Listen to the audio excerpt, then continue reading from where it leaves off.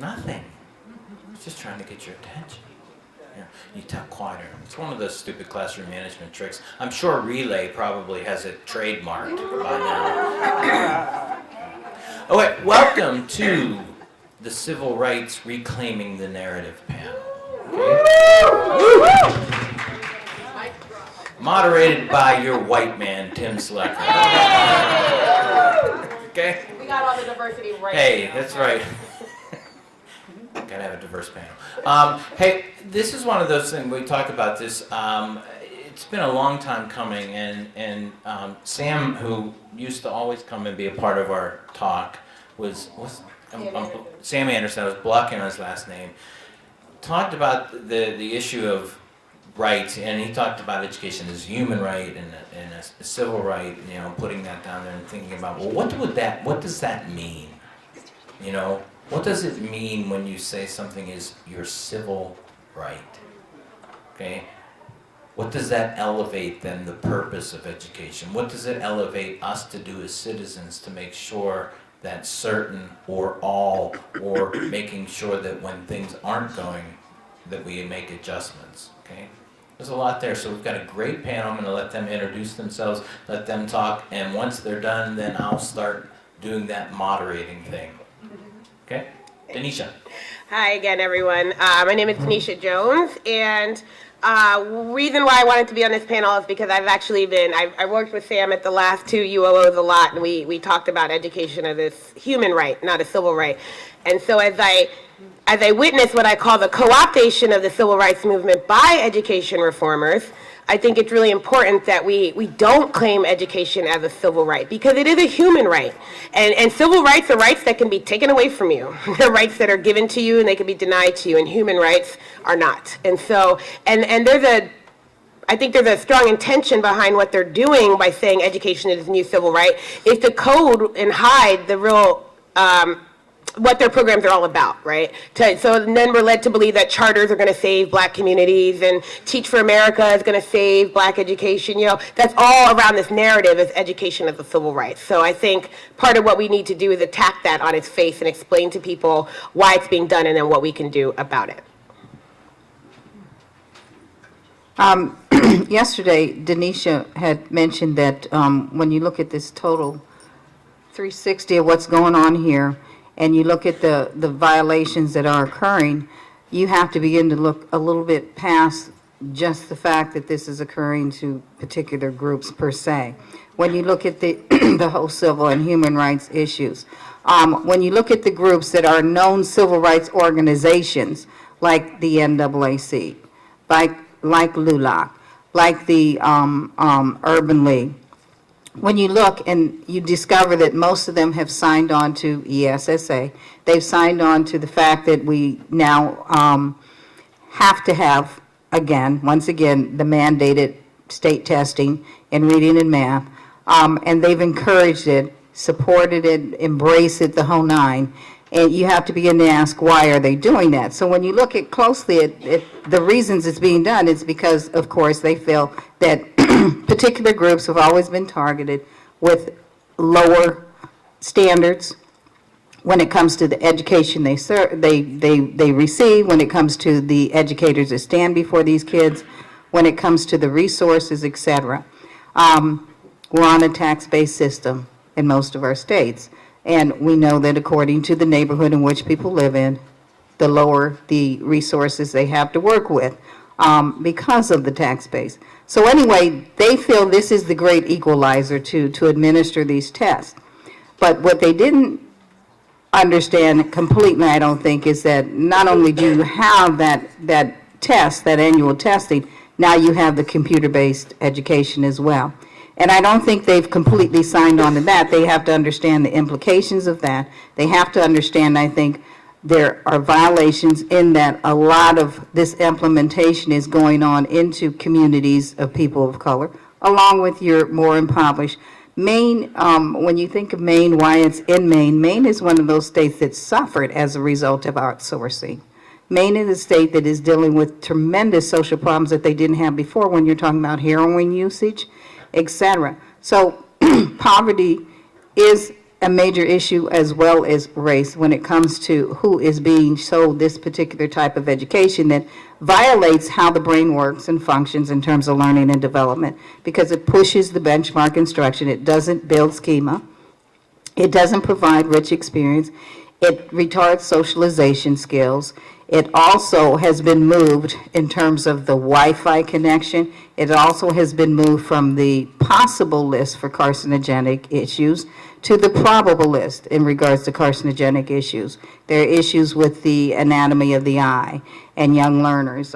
There's all sorts of issues that I don't think they've been made aware of, or either they have been made aware of and the Gates money was just too compelling to actually go against anything Gates is pushing. But I think it's important now that we have to start infiltrating the organizations. We have to be there on the ground and the local level. We have to start getting positions of authority and leadership on the local level. We have to start changing the narrative, I think, on the local level first. Educating, organizing, and engaging in direct actions to stop the nationals from doing what they're doing in terms of harming and doing a disservice basically to their own communities and embracing a lot of the things that one of the things that I think will help is as we move out of the Obama administration, because a lot of them not only have been controlled by Gates funding, they've been controlled by the fact that Obama is the president that has been pushing a lot of these policies. I think they'll be more receptive, but again, we have to do the infiltrating. We have to be a part of the conversation on the local and on the ground level. We have to be in those positions of leaderships within these national organizations, because let's face facts, it is important that they have a different focus and a different attitude when it comes to the very things that we say are harming public education. So I think it's up to us to start organizing on those local levels and infiltrate and become a part of and form the coalitions. And I'll stop there. Just a request, according to in the back, if you guys, they want you to stand up and hold the mic and speak loudly. Oh, good God. Oh, boy, here we go.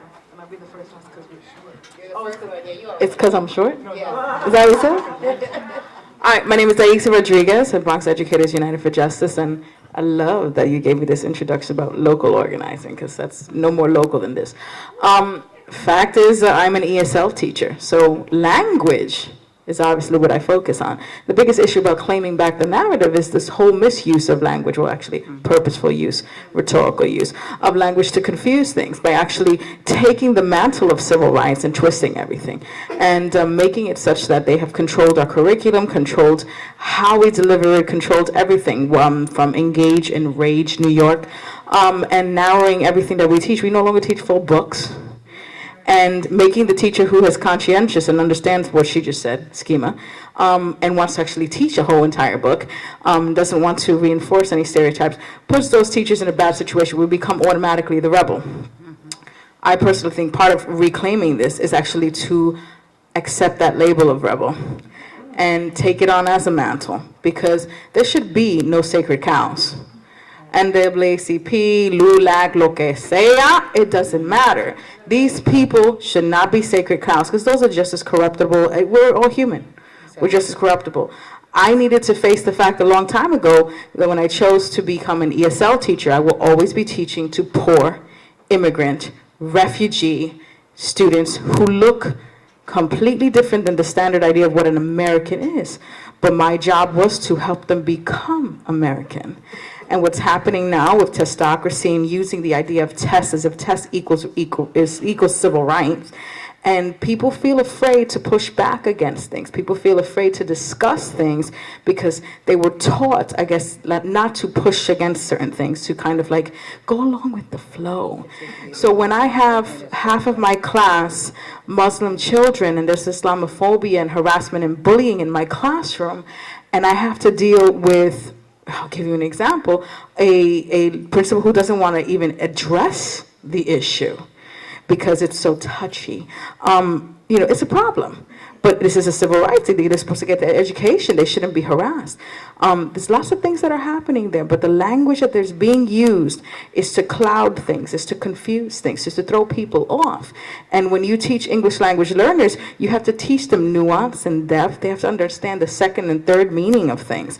And so I've already been doing this as a practice in my instruction, and I find that the curriculum is narrowing it such that anybody can. They're teaching the general population to understand the surface of things, not to get the depth of things. They keep saying critical thinking. Really? With an excerpt? But this is the game that's playing. So a lot of us have to start thinking about how to do that local organizing, have those local conversations. But fear is real. Fear is really real. I just got news this past week. My school is closing. We raised the attendance. We raised the credit accumulation. We raised the number of kids who are eligible to graduate. We pushed super hard. Then they say, well, we don't have enough kids interested. New York State owes us $300,000. But we didn't get that. That would have been teachers. That would have been courses. That would have been all this stuff. So there's games with language in the actual laws being passed. And part of this reclaiming this story that they're selling us is being a lot more analytical. A lot of people just read Facebook posts, and we don't take the time to read the actual laws, to go on the websites, and to actually really fully do this. But part of it is that we're so overwhelmed with paperwork, so overwhelmed with testing, so overwhelmed with things that waste our time and keep us busy like a hamster in a wheel, so that we're unable to respond and unable to start organizing things. Even being able to sit down and have tea with your colleagues to have a discussion about why this is. I end up being the one person starting problems. And once my school got closed, all of a sudden I'm being told in subtle ways, I'm being introduced to the superintendent in a subtle way. Oh, we had a teacher, doesn't name my name, who brought the kids to Albany, doesn't say my name. Well, they met a civil rights leader, Colette Colvin, doesn't say my name. And maybe that person might want to organize parents, doesn't say my name. Does it again in the parent-teachers meeting, in the SLT meeting, just dropping hints, because even the principals are afraid. They're afraid of actually saying the words. And that's what we need to do. We need to say the words and challenge the use of language to twist things.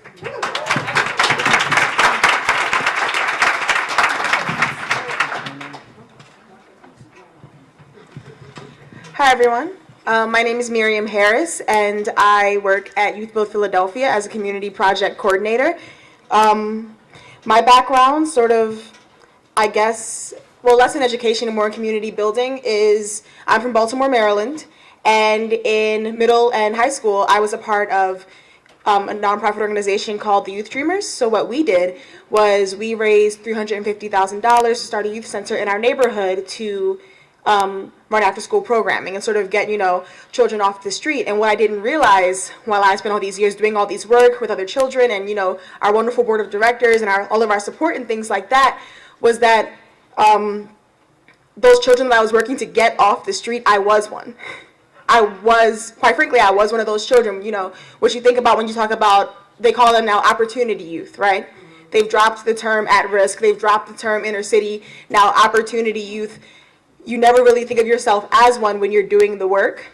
So that's the perspective that I'm coming from. I went from doing that, I came to Philadelphia to go to Temple University, and it wasn't until I was here that I started working more in activism. If we're talking about reclaiming the civil rights movement, I worked in activism. I worked with the Black Lives Matter movement. I worked with an activist organization called In Defense of Black Bodies for a while. So when I think about reclaiming the narrative, coming from a community building standpoint and going to another one, I think whose narrative is it to reclaim? And what are we reclaiming? I think that, so a little bit about Youth Build. Youth Build is a charter school for students who have dropped out of high school and are coming back to get their diplomas. So all of my students are 18 to 21. They're all adults. 60% of them are parents, so have more than one kid. Most of them have minimum wage jobs if they work at all. 50% of them have a felony, have been arrested before, and 60% of them are mentally ill, even though when Black kids are mentally ill, no one says that, right? Mm-hmm. No one calls it mental illness. Right. They say problem kid, they say lock them up, something else, but no one says let's help this student. Super predator. That's a new one. That's an aggressive word, right? That's Hillary's old one. So yeah, we talk about that. So those are my students. And I think about it now, the students that I was saying that I was back with the youth dreamers, when we were building that youth center, trying to get students off the street, the students that I have now are the students we were trying to prevent. And the scope that I'm coming from now is not preventing those students from happening, but how do we help those students? Because the reality is that we're here now, here we are, and the systems that have been in place are the systems that are in place that got our students to where they are. So what do we do now? My position, complete transparency, I'm an AmeriCorps member.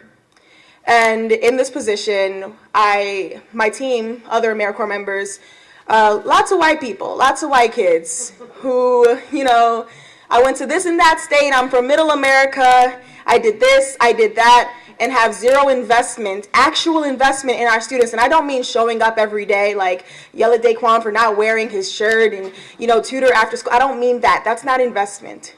I mean, you have no stake in what happens here.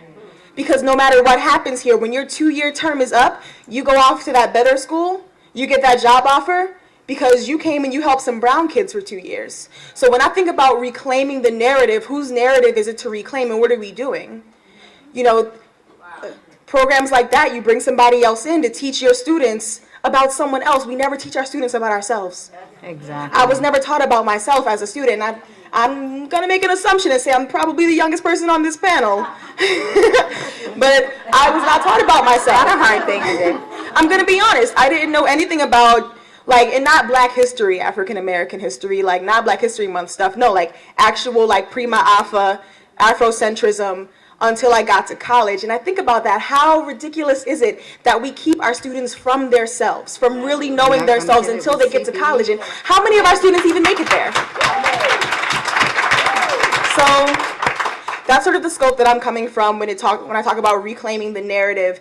I did a lot of activism work, a lot of sit-ins, a lot of marches, a lot of disruption, and I was like, damn, the only people who are coming out are the people on Tumblr, the Black kids who went to college and they're woke, they know, but what about people like my students? So that's why I started working in this field.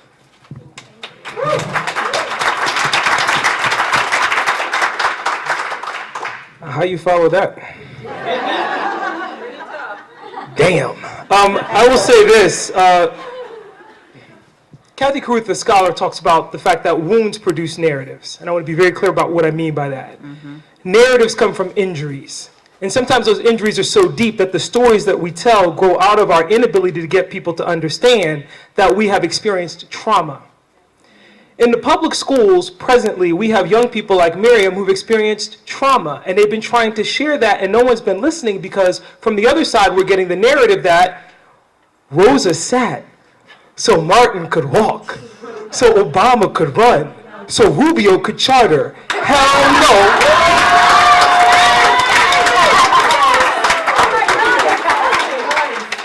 Hell no, we won't go. I need you to understand that when we talk about wounds producing narratives and we talk about the civil rights narrative, one of the reasons that it is so pernicious is because it tries to fit a movement that was really focused on social justice into an American progress narrative. Mm-hmm. Look how far we've come. Let's pat ourselves on the back. Let's talk about the deepening of American democracy. When I say wounds produce narratives, let's be clear. The reason that we don't say all lives matter is because all lives weren't being shot down on the streets of Baltimore and Ferguson. That's why it's Black Lives Matter, because the wound produced the narrative. That's where the movement came from. We're not saying opt out because everything was so great in the schools that we decided we needed something to do. We said opt out because there was a problem and our kids were experiencing repeated traumas, and we were trying to find the language to say that the narrative that you promote is not accurate. It is unfair, and it tends to place us in a position where we have to combat your foolish narrative with facts. There you go. Now, what do you mean by facts, Yohuru? And break it down, because facts is an acronym. Number 1, F. Don't go there.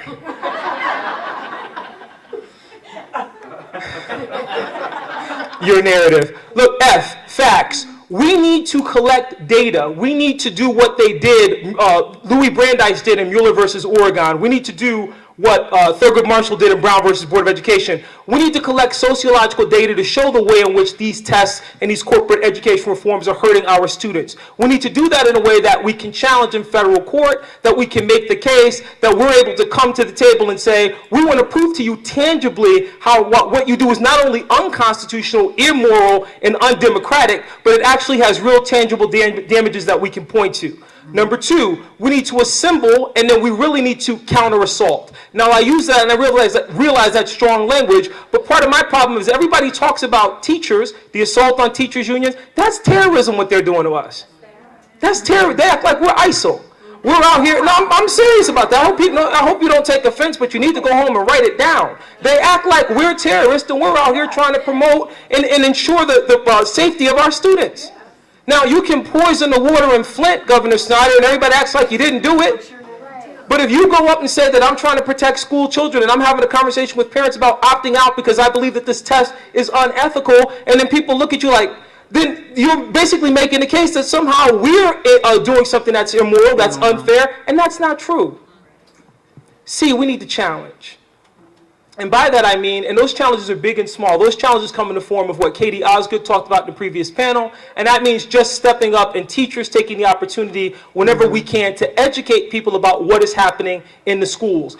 I am not going to stand here and tell you that you don't do that at great personal risk. I know enough teachers who have had to take that risk in order, but see, that's what the civil rights movement was about. And what they won't tell you is that the civil rights movement is populated by teachers. Rosa Parks taught, Ella Baker taught. And if they didn't teach in a public school, they taught in Sunday school. But they taught somewhere. Because teaching literally is the world's second oldest profession. I won't say what the first is.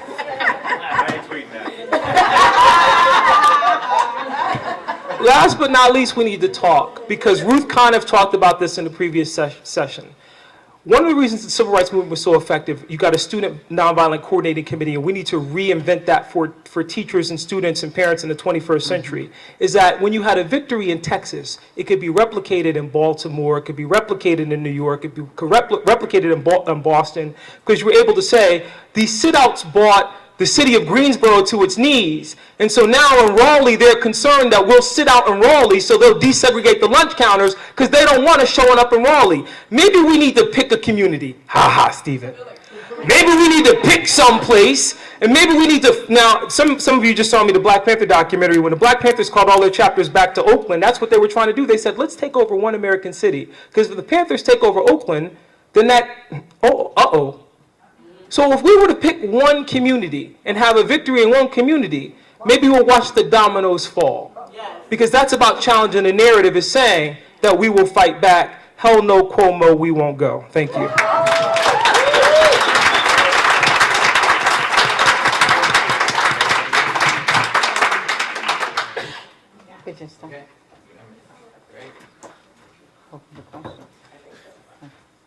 Now we're not going to have time for all of you to ask all the questions you want, okay?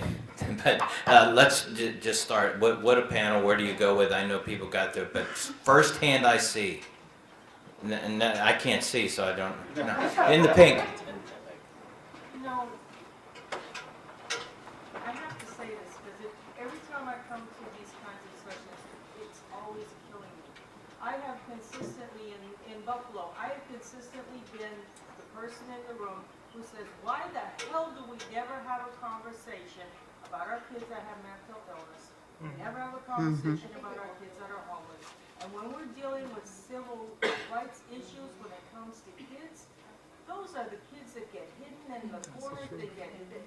Nobody wants to ever talk about that. I was at a meeting recently, gone to 100,000 meetings, and within the last 3 months, I went to a meeting where they actually opened the meeting talking about the numbers this past school year for McKinney Metro kids. I was floored, because it was the first time that I've ever seen data that was handed out publicly and people started a conversation.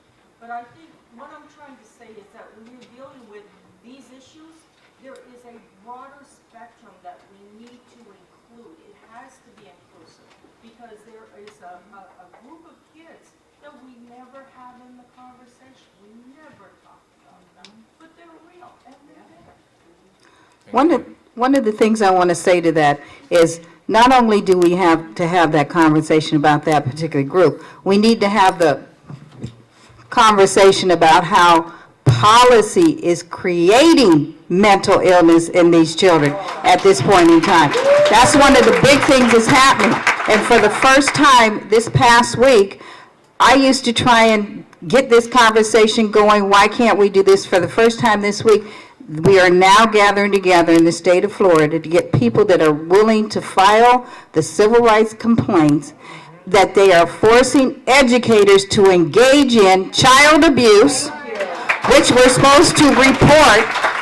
This is the first time we're starting that conversation where we want to go ahead and file the complaints and engage in litigation where we are being forced to engage in child abuse, which is it's helping to create the mental illnesses that we see in children today. I just wanted to say something. I think when I get around people as well about talking about these populations, I think we need to stop equating talking with solving everything. I think people are afraid to talk because there is no solution. And they don't know how to sit with that uncomfortableness. If you were here this morning, I think Chris left us uncomfortable in moments on purpose. He just got quiet. He wasn't thinking of what to say. He wasn't struggling to find the word. He wanted that to sit with you for a moment. It is uncomfortable to talk about these things, but it's not about solutions, right? My mom's like, I need you to just listen, okay? Because I try and solve all her problems and I can't. And she gets so frustrated, can you just listen? So now I just listen. And that's what we need to ask people to do is just talk, right? There's all these movements. I don't know if Fran got to mention it on her panel, but they're doing these listening sessions and people are doing this. There's a group doing the storytelling, I can't think of them, I met them in Baltimore, the Truth Telling Project, getting people to just share their story so that they're heard. That's the first step, right? Listening and not trying to solve it, not trying to, what do we do next, but just honoring that story and giving people that space, I think is really important to get those conversations started. I saw a hand back there. Yeah, well, I'm a health and phys ed teacher, and health teachers, traditionally, we were always looking for, trying to help kids get healthy, and the school was a place where we were looking at children. Well, I'm at Worcester, and it's got a whole charter nightmare, but this week, not only am I seeing so many depressed kids that you just look in their face and see depression and trauma and fear. Yes. This week, last week it was, we had three kids with scarlet fever from untreated strep throat. How do you have untreated strep throat and it goes to scarlet fever? You thought that was a disease of the 1800s. Three kids with scarlet fever. And so there's many. And I'm glad to know that you're not just the person to set us up to throw balls at people and get hurt. Kids love dodgeball. I think I see a hand way in the back there that, yep. You gotta scream. Wilma. Saying about trauma. There was a recent study done on people who were grandchildren and children of survivors of the Holocaust in Nazi Germany. And since we have the science and technology now to document this, there are certain biophysical changes that trauma of their parents and grandparents have manifested in that generation. So when you think of African Americans, Generational. years of being kidnapped, trying to make it through the journey through the Middle Passage, trying to make it through all the slavery, then the Jim Crow, and then the other segregation laws, lynchings, etc. We, all of us who are descendants of those people, carry that trauma from a long time ago. And when you add on, there is even more things that are trying to kill our souls today. When you approach people like us, you have to think about that. It's not just trauma just because we have the corporate movement that's going on. That's in addition. But we're still standing here. We are still fighting. We have survived, and we will continue to struggle. But people have to understand you are dealing with people who have experienced trauma no other population has in this Western civilization, developed country. And I think it's important that people understand that. Thanks. Thank you, Wilma. It's interesting to me that you brought that up because I want to say that that's absolutely true. And that phenomenon that the science that you talked about, where people experience the trauma of their ancestors, that's called ancestral pain and ancestral memory. And it's a very real thing. I suggest you go home and look it up if you haven't. So I think that a lot of the times what we don't get, especially with Black students in a lot of the places that these charters are and these programs are in, like, predominantly Black neighborhoods, is people notice that, like, these students are hardened. These students are not so susceptible to what you're trying to teach them. It's because as a response to trauma, your body learns defense. You learn defense. We are a defensive people because we're fighting off so much. If you take into account all of that ancestral trauma, plus the everyday trauma of, getting up to school, trying to actually make it, what's going on at home, and things like that. And if you think about it, like the American education system and lots of Western education systems are not built for Black people. And what I mean by that is just literally intrinsically, Afrocentricity is different than Eurocentricity. It just is. We're different people. We carry everything. Communal. We're a communal people, exactly. Who said that? Yes. Yes. It's not so competitive, it's more communal and we're Yeah. forced to, yeah. It's exactly. It's less competitive and more communal. And the education system, it just is competitive. You're always told you should get a leg up on the competition. You climb the ladder. Success here is about ladders. We're not about ladders. We're about circles. So I think that when we teach our children, we need to remember that.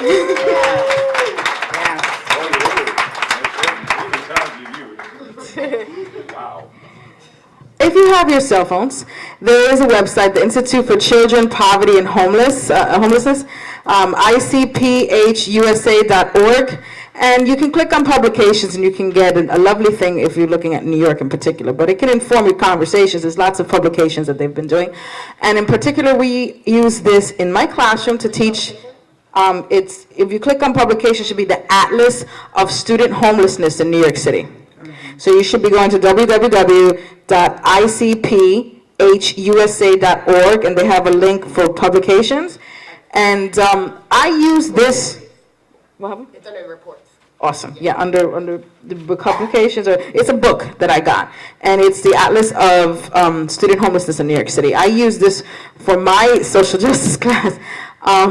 Because I can't help it. I had to teach the kids how to read charts. I had to teach the kids how to read maps. So I said, okay, District 7, New York City, Bronx, let's look at your poverty, let's look at your homelessness, let's see what's really happening. And when the kids started to realize, holy snap, this is our neighborhood. That's our school. That little circle is our school. Yeah, it is. And I had data, sanitized for them. Our school has 10% of the kids homeless. So I had the kids, okay, so what are these vocabulary words? Because, language. So what does it mean to be homeless officially? It means to be in a shelter officially. But what about doubled up? Can you actually count who is doubled up? And we talked about poverty. We talked about the human right, the need for shelter. We talked about gentrification and high rents, all of these things. We talked about pressure. We asked them to look through the data and their dropout rates, their graduation rates, and we had wonderful conversations. These are L's who just came from their own country having this type of conversation, and it was freeing because there was a purpose for the conversation. But when you speak to children, sometimes we over-sanitize things, and we don't really give them the tools to learn how to use data to defend themselves. So if you want to collect data, and you want to prove things, part of it is actually seeing the intersection of what's happening in education, civil rights, human rights, all these things are intersectional. And it's trying to mix all of these things and see the bigger picture. Big picture thinking is a problem for us. We're not seeing through the language of, social justice, whatever. They're stealing the idea of community schools from us. They're stealing all of these things that were our original ideas. Currently, my school has a mental health center, and that's all very well and good. But my student's tooth just came out. after eating a Starburst and he was bleeding in my room. We needed a health center. So part of it is having these conversations about what the needs of the community really are, instead of having outsiders prescribe things for us. Because if you want to support someone's rights and you want to promote justice and you want to actually get some progress in a community, you have to involve them. And part of that is really learning as a teacher how to pull out real things. And that means getting involved with getting city data, having to learn where all these things are and making your connections to those places so that you actually can get this data. You can actually get these things in PDF. It's free on this website. And you can actually have your kids sit there and look at it. Okay, what does it mean to have such a high poverty district? And another thing is to teach the kids and teach yourself how to get all this data, to fight back against this narrative and combine the data together. Have any of you heard of Google Fusion? Only from you today. Only for me today. All right, I made an Excel spreadsheet that had all the names of the receivership schools in the Bronx, right? And all of their addresses. And then you just say which column is the address. And it will geocode the locations of all those schools. So I have a little map of the 32 schools in the Bronx alone that are in receivership. Okay, and if you make your Excel spreadsheet very clear, you can also say how much money they're owed, who is their assemblyman, who is their congressperson, and so you now have a tool to say, hey, such and such a school is owed $1.5 million. It's in receivership. Hello, where's my money? You have to teach parents how to do this. Part of the reclaiming is really knowing how to use data yourself. So out of 62 schools in New York City, the Bronx alone has 32 in receivership. Once you hear that data point, you're like, hold on, wait a minute, what?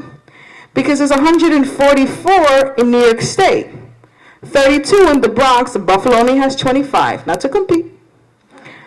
But we're not a city, we're a borough.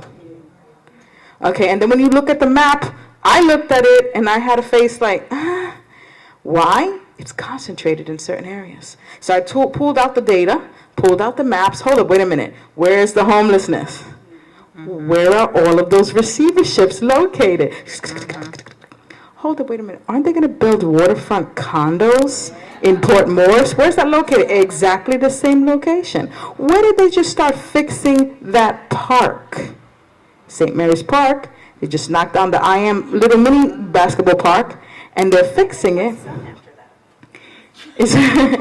And it's very interesting how gentrification and school takeover and all these things start to become very intersectional. There's a big plan. So being able to push back against this charter schools are wonderful narrative is really having a big picture thinking.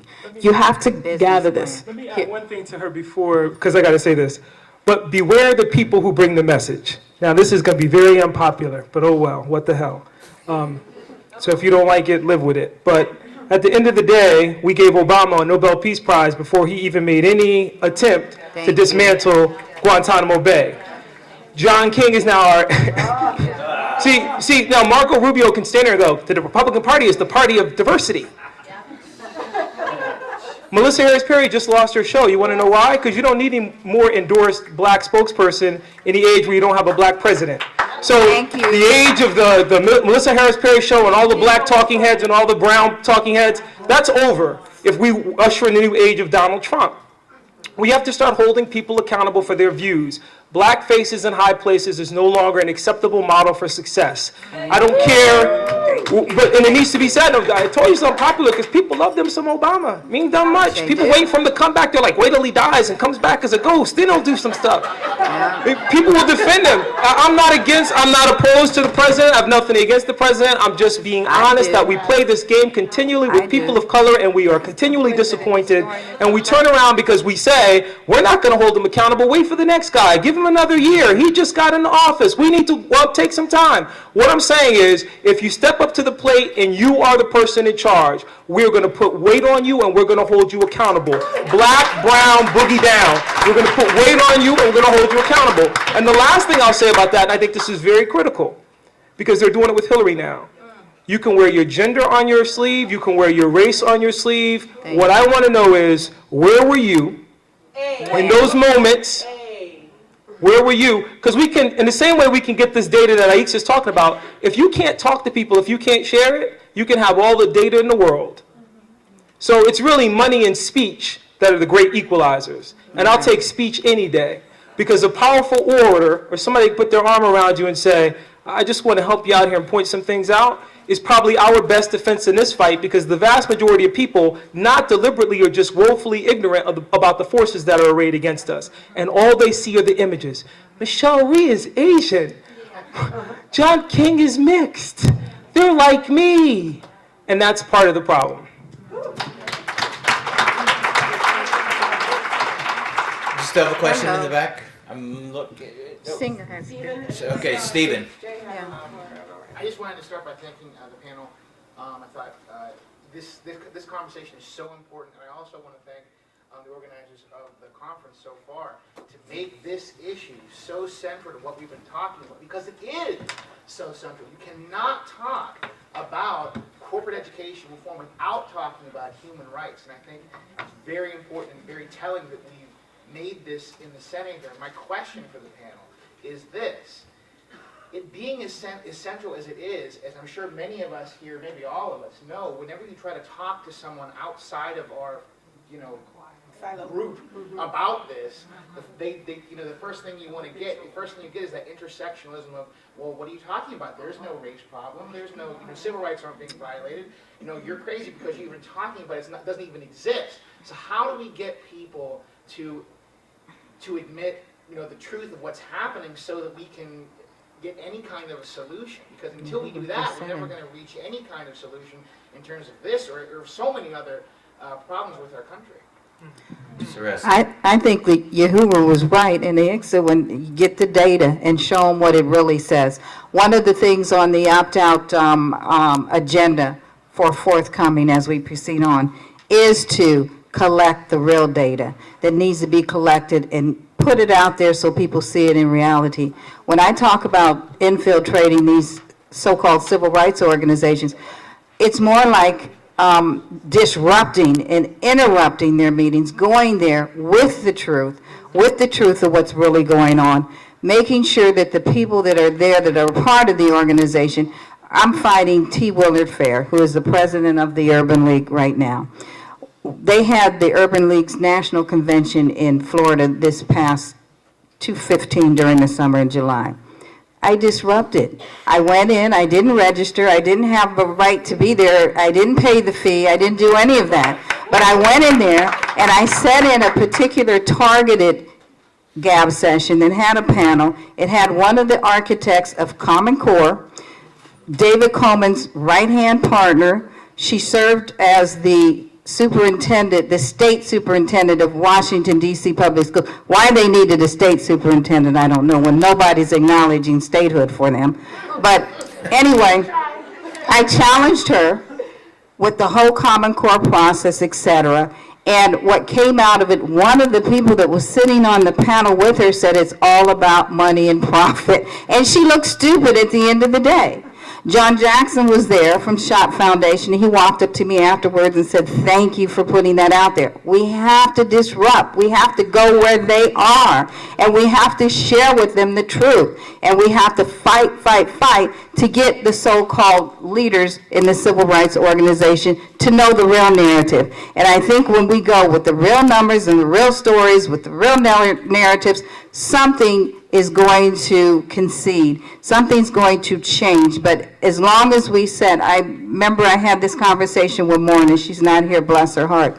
But she said, what would I look like, a white woman going into the Urban League, into a meeting and disrupting and saying what I want to say? You go with your black partner. Please. I mean, you go with somebody. Don't try and do it by yourself. But you find somebody to go with. I'm not going to go into a Latino organization, can't speak Spanish, okay, but I'm going to get Ruth, and I'm going to go with Ruth, okay? So basically, I think we have to start doing that and exposing them, showing them the real truth, getting those local level folks to push for the state and national to change.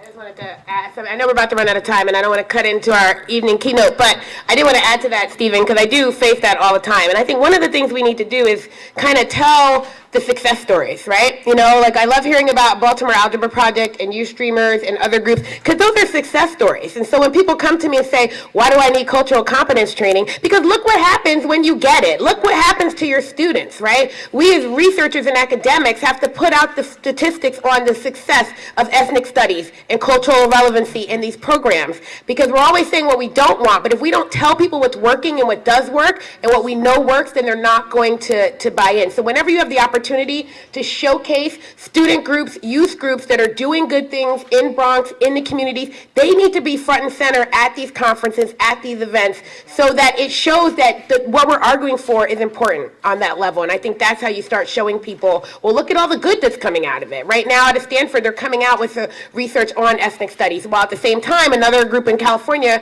they're being threatened. So they have to use that research to their advantage. So I think that does help. Yes, last one, and then we're going to kind of wrap up. Okay, hi. I'm with Baltimore Algebra Project, actually named Atlanta. I kind of already said some stuff about these slides that I have in my hand. To you all that don't know, these are the National Student Bill of Rights. I want to thank all the panelists because you have been speaking to me lately, because I've been hearing you. And I think it's important for a lot of adults to understand the educational system and back up like politics and everything, but I also think it's a really big importance for students to actually know where we come from and how we can play the role. And right. as far as like you, ma'am, the Latina woman, when you were speaking about one of your students with the starburst and the juice, this right talks about the right to have secure public schools and a safe school and to have health care and to feel safe in your own community. And I feel as though if I could get everyone to like take these with them, you have one to give to other people. If you're a teacher, talk to your students about it. And I think it's really important that we, as both adults and students, know where we come from. Thank you.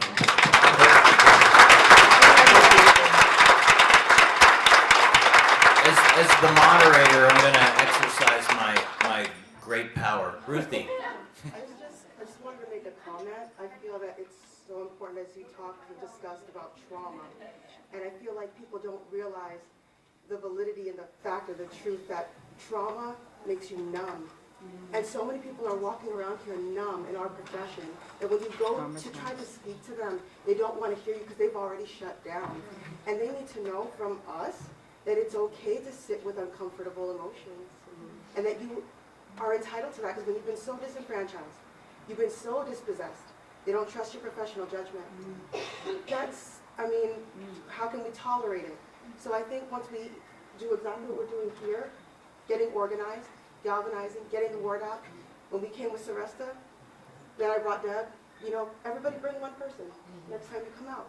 And then that way we're going to just keep on going and going and going. Before you know it, they can't stop us. Thank you. Exactly. Thank you all. Thank you, panel.